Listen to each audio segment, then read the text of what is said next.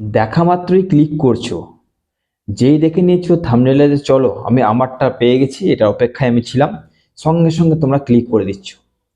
এটার দ্বারা একটা জিনিস বোঝা যাচ্ছে এবং স্পষ্ট হচ্ছে যে তোমরা এসএন একাডেমির যে সাজেশনস আপলোড হওয়ার অপেক্ষায় রয়েছে, এবং এটা আমার কাছে একটা বিরাট বড় জিনিস।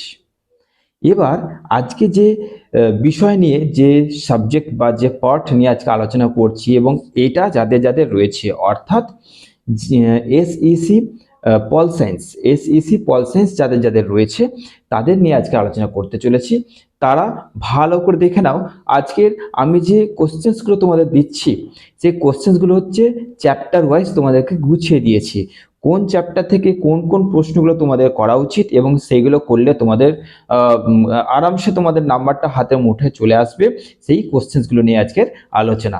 চলো দেখে নি চ্যাপ্টার ওয়াইজ সেই গুরুত্বপূর্ণ প্রশ্নগুলো আজকের আলোচনার মধ্যে কোনটা কোনটা। চলো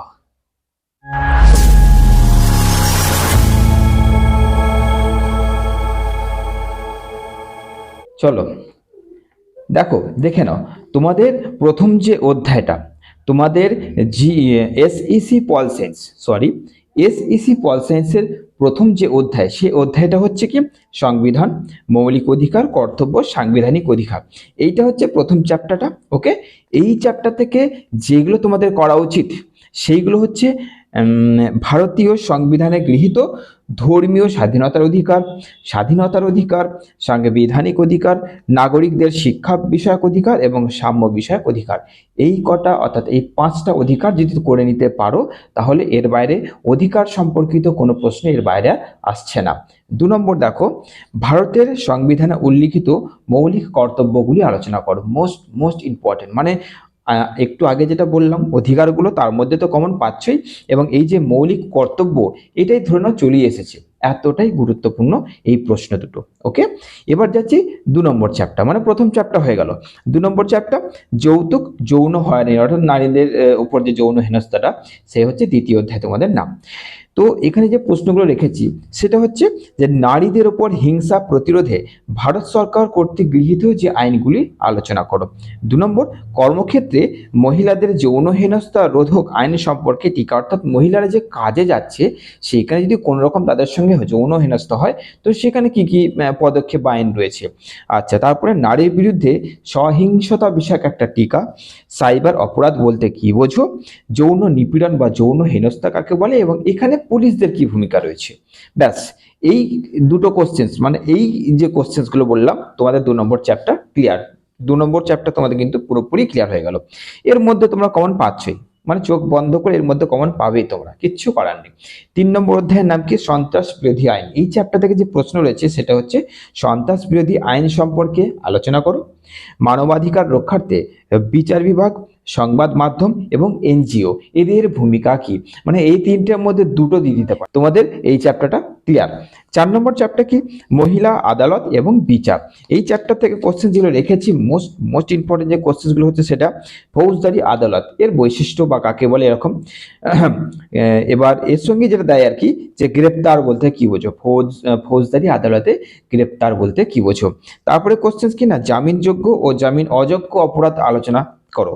জামিনযোগ্য ও জামিন অযোগ্য অপরাধ বলতে কি বোঝো, এটা নিয়ে তোমাদের আলোচনা করতে হবে। দুটোকে আলাদাও দিতে পারে, একসঙ্গে দিতে পারে, তুলনামূলক দিতে পারে, পার্থক্য দিতে পারে, মানে দুটো করে রাখলে তোমাদের যাই দিক না কেন বৈশিষ্ট্য পার্থক্য সম্পর্ক করে নিতে পারবে। তারপরে সংবিধানে উল্লিখিত লেখগুলি আলোচনা করো। মোস্ট ইম্পর্টেন্ট কোশ্চেন এটা, মানে এতটাই গুরুত্বপূর্ণ আমি বলে বোঝাতে পারবো না, খুব খুব ইম্পর্টেন্ট, এবং ভালো করে দেখে নিও। তারপরে ভারতে মহিলা কোর্টের গুরুত্ব কি, মানে যে কোর্টে শুধু মহিলাদের জন্য বিচার ব্যবস্থা করা হচ্ছে, ঠিক আছে।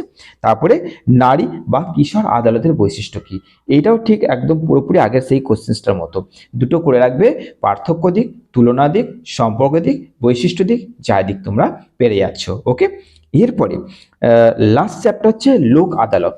প্রথমে এই কোশ্চেনটা, মানে এই চ্যাপ্টারের প্রথম যে কোশ্চেনটা সেটা হচ্ছে লোক আদালত সম্পর্কে টিকা লেখো। তারপরে ভারতে অপ্রাতিষ্ঠানিক বিচার ব্যবস্থা সম্পর্কে টিকা, আর একটা হচ্ছে আইন সম্বন্ধীয় ক্রেতাদের অধিকার বিষয়ে বিবরণ দাও।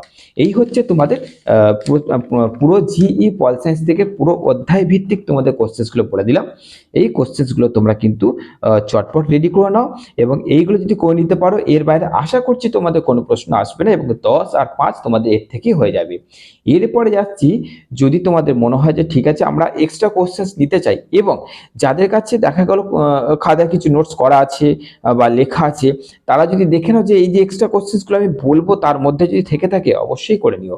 এক্সট্রা কোশ্চেন্সগুলো কি, এক হচ্ছে জুভেনাইল আদালত সম্পর্কে টিকা, 2 হচ্ছে উপভোক্তা অধিকার সম্পর্কিত আইন, আর 3 হচ্ছে 1961 সালে পণ প্রথা বিরোধী আইনগুলো আলোচনা করো। এই কোশ্চেন্সগুলো 19 এবং 21 সালে কিন্তু চলে এসেছে, মানে মোস্ট ইম্পর্টেন্ট এবছর আসার জন্য, অর্থাৎ 2024 সালে আসার জন্য। তবুও আমি অতিরিক্ত মধ্যে রেখেছি, কেন না যেহেতু এগুলো এসেছিল তাই গুরুত্বপূর্ণ। ওকে, যাই হোক বাদ দাও, পরিষ্কার করে বলে দিলাম যে তোমাদের যে কোশ্চেন্সগুলো আজকে আলোচনা করা হলো তোমরা কিন্তু চটপট খাতায় নোট ডাউন করো, কারণ নোট ডাউন না করলে কিন্তু তোমরা বুঝতে পারবে না যে তোমাদের কি বাকি রয়েছে আর কি তোমাদের করতে হচ্ছে। ওকে, চলো আবার দেখা হচ্ছে পরবর্তী এরকমই একটা গুরুত্বপূর্ণ কোনো একটা এসএসসি সাবজেক্ট নিয়ে, কারণ আমি জিই অলরেডি বলতে গেলে মানে অনেক কটাই আপলোড হয়ে গেছে অলরেডি, জি মনে হয় না আর কিছু বাকি আছে, আর যদি বাকি থাকে সেটা আমি দেখে নেবো, কিন্তু এসইসি বাকি ছিল।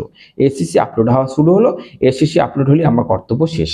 চলো দেখে নাও, ভালো থেকো, সুস্থ থেকো।